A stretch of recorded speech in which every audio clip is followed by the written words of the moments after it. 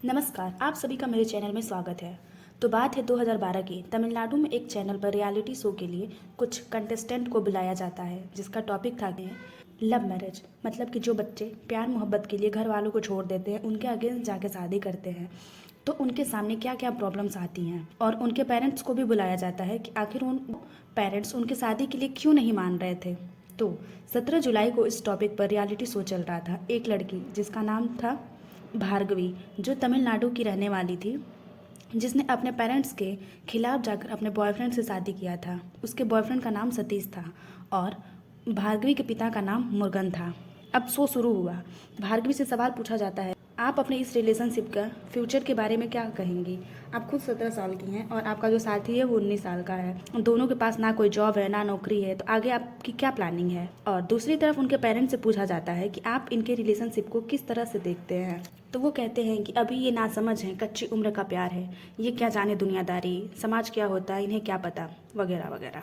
बहुत सारे सवाल पूछे गए दोनों से। फिर लास्ट में जो शो का एंकर होता है, जो शो को होस्ट करता है, वो इन दोनों में भार्गवी और उसके माता पिता के बीच समझौता कराने की कोशिश करता है और कहता है कि भार्गवी, आप अपने माता पिता के पास चली जाएं, आपकी उम्र अभी बहुत कम है, फिर आप जब अपने करियर में कुछ बन जाएं तो फिर आप दोनों साथ रहिएगा। एंकर इस बात को बार बार कहता है और भार्गवी उस बात को बार बार मना कर देती है। फिर तंग आकर वो कहती है कि मैं किसी भी कीमत पर अपने फादर के घर नहीं जाऊंगी, चाहे मैं मर ही क्यों न जाऊं। अब उसकी जिद को देखकर एंकर पूछता है कि ऐसा क्या है, आखिर आप क्यों नहीं जाना चाहती। शो चल रहा था, सब कुछ रिकॉर्ड हो रहा था। इसी बीच भार्गवी ने बताया कि अगर मैं अपने फादर के घर गई तो ये मुझे और मेरे बॉयफ्रेंड को ठीक वैसे ही मार देंगे जैसे 4 साल पहले इन्होंने 3 लोगों को मारा। तब भी एक लड़का और एक लड़की प्यार करते थे, उन दोनों को मारा और उस लड़की के बाप को भी मार डाला।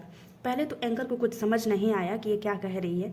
फिर वो पूछा तो भार्गवी ने बताया कि हाँ, ये मुझे हमेशा धमकी देते हैं कि सुधर जाओ, नहीं तो तेरा भी हाल वही होगा जो 4 साल पहले उन दिनों का हुआ था। एंकर को लगा कि कई बार पेरेंट्स अपने बच्चों को समझाने के लिए, उनको धमकी देने के लिए ऐसी बातें बोल देते हैं। फिर वो भार्गवी से बोला, आप समझ रही हैं, आप क्या बोल रही हैं। आप एक रियलिटी शो में बैठी हैं और अपने फादर पर 3 मर्डर का इल्ज़ाम लगा रही हैं। भार्गवी अपने बात पर कायम रही। एंकर ने पूछा कि आपने मर्डर होते हुए देखा है, तो वो बोली कि नहीं, मेरी माँ हमेशा कहती है।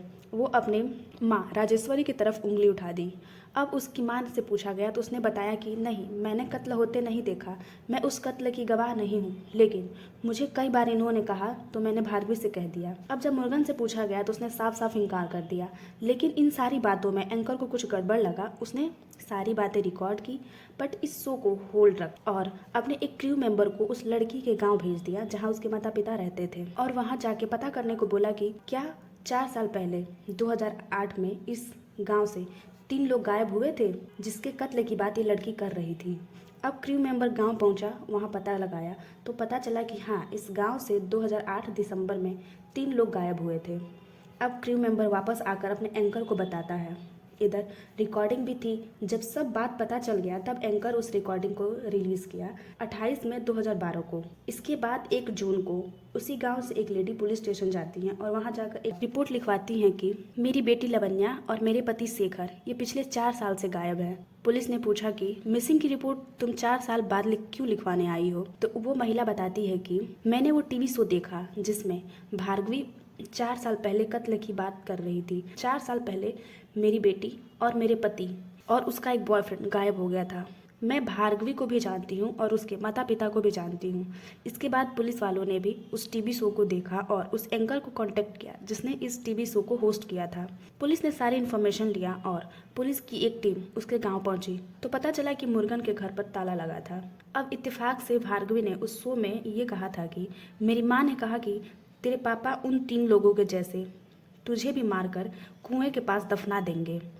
उसने कई बार ये बात रिपीट की थी कि कुएं के पास दफना देंगे, और ये बात पुलिस ने भी सुनी थी। अब घर पर कोई नहीं था, लेकिन भार्गवी मिल गई क्योंकि वो कहीं भागी नहीं थी। अब पुलिस ने भार्गवी से पूछताछ किया और उसे लेकर घर आई और उस घर को खोला गया और कुएं के पास आंगन था और पूरी आंगन की खुदाई की गई तो अंदर से 3 कंकाल मिले। अब पुलिस को यकीन हो गया कि भार्गवी सही कह रही थी, लेकिन माँ बाप अभी भी गायब है।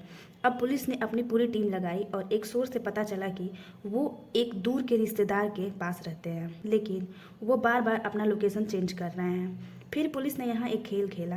पहले उस रिश्तेदार को पकड़ा, लेकिन एक रिपोर्टर बन के कि हम शो करना चाहते हैं जिसमें मुर्गन को भी अपनी बात रखने का मौका दिया जाएगा। उस रिश्तेदार को ये नहीं पता था कि उसके घर पे 3-3 कंकाल मिला है। रिश्तेदार ने मुर्गन को बताया और वो मान गया। लोकेशन बताया और उस लोकेशन पर पुलिस पहुंची और उसे अरेस्ट कर लिया। फिर उसे पूछताछ हुई। मुर्गन ने बताया कि उसका फर्नीचर का एक दुकान था और उस दुकान पर एक लड़का रहता था जिसका नाम सिलम्बरसन था। मुर्गन और शेखर बहुत अच्छे दोस्त थे, इसलिए शेखर ने मुर्गन को भरोसे में लेकर उसके पास कुछ गोल्ड रख दिए अपनी बेटी लावण्या की शादी के लिए। इसी बीच पता चला कि लावण्या और मुर्गन के दुकान पर जो लड़का रहता है जिसका नाम सिलम्बरसन था, दोनों प्यार करते हैं। इसलिए शेखर ने मुर्गन से कहा कि तुम सिलम्बरसन को समझाओ, तुम्हारे दुकान पर रहता है, ये प्यार मोहब्बत का चक्कर में ना पड़े, मेरी बेटी से अलग हो जाए। मुर्गन ने एक बार सिलम्बरसन को समझाया लेकिन वो नहीं माना। अब मुर्गन को ये लगने लगा कि कल उसकी बेटी भार्गवी भी बड़ी हो रही है और ये सब देखेगी तो वो भी किसी से प्यार करेगी। एक रोज़ उसने लावण्या और सिलम्बरसन को घर बुलाया और समझाया लेकिन दोनों नहीं माने। फिर खाना खाने को दिया और खाने में जहर मिला दिया। फिर अपने दोस्त शेखर को बुलाया और सोचा कि शेखर को गोल्ड वापस करना पड़ेगा, इसलिए उसको भी खूब शराब पिलाई और फिर वो जहर वाला खाना खिला दिया।